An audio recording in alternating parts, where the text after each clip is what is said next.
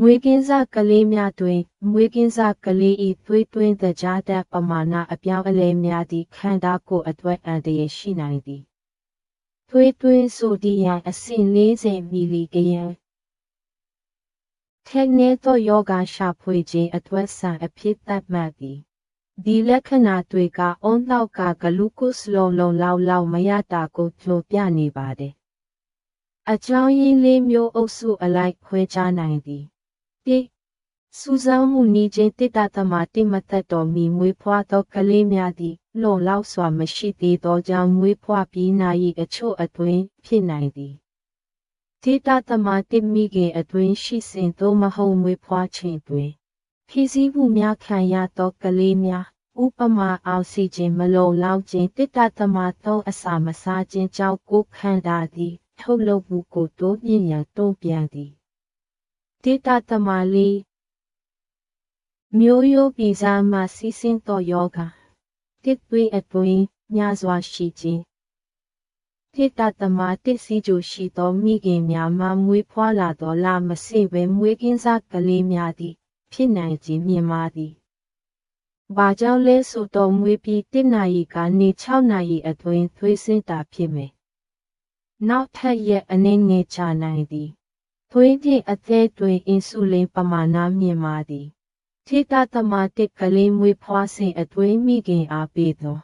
ဆေးဝါးအချို့သည်ကလေး၏သွေးသွင်းသကြားဓာတ်ကိုကျဆင်းစေနိုင်သည်ထုတ်လုပ်မှုနည်းချင်းဥပမာကိုယ်ဝအရွယ်တင်မကိုက်မီသောအလေးချိန်နှင့်သောကလေးများလေးမသိရှိရသေးသောအကြောင်းရင်းများ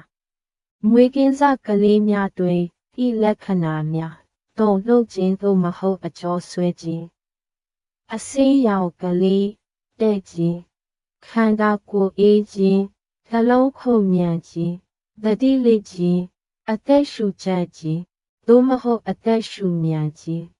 အသံမြင့်သို့မဟုတ်နှင်းသောအသံကြွက်သားများတန်မာမှုမရှိခြင်းကုသမှုနှင့်ကာကွယ်ဆောင်ရှောက်ခြင်းစီးကျိုယောဂရှိသောမိခင်မှမွေးဖွားသောသက်ငယ်ရင်သွေးများသည့်အန္တရာယ်ရှိသည့်အုပ်စုတွင်ပါဝင်သည်၎င်းအုပ်စု၌သွေးရှိသေးတတ်နေခြင်းနှင့်အတူအခြားသောပြဿနာများဖြစ်ပေါ်နိုင်သည်ထိုကြောင့်သွေးရှိသောကြောင့်စားတတ်အဆင့်ကိုအချိန်မရွေးစိတ်ဆေးသင့်သည်အနှုတ်မွေးဖွားချိန်တွင်1မှ1နာရီအတွင်းထိုနောက်1ချိန်ခြား3မှ4နာရီကုသမှုအနေဖြင့်ထည့်သွင်းခြင်းကိုဆောင်ရွက်ရမည်သွေးရှိတန်ဖိုး1ချိန်အထိတည်ငြိမ်သည်ဟုတွေ့သည့်အထိအန္တရာယ်ကင်းသောအချိန်ပြတ်သန်းသည့်အထိအနှုတ်ဆက်လက်ပေးရမည်သင့်လျော်သောအဆင့်မှ60မှ90မီလီဂရမ်ဒက်ဆီလီတာဖြစ်သည်အောင်နောက်မလုံလောက်စွာရရှိခြင်းကြာမြင့်လျင်ထိခိုက်ဒဏ်ရာများဖြစ်နိုင်သည်မိခင်များအတွက်အကြံဉာဏ်ပေးခြင်းသည်မွေးကင်းစကလေးများအတွက်လုံလောက်သောနှုတ်တိုက်ထွေးမှုကိုမြင့်တင်ပါ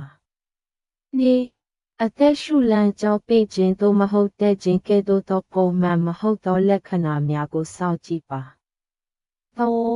ထိကလေးဤစီးပွားခြင်းမစင်ခြင်းဖြစ်ရပ်များကိုမှတ်တမ်းတင်ပါနို့ထုထေကိုခံမှန်းရန်ဒီနေ့ခုနှစ်မှ8ချိန်စီးပွားပါမစီစွန်ခြင်း1နေ့1မှ3ချိန်လီကလေးများအတွက်အကြံပြုထားသောနီလန်မှာဆေးရုံတွင်ဆရာဝန်နှင့်ပြသခြင်းဖြစ်ပါသည်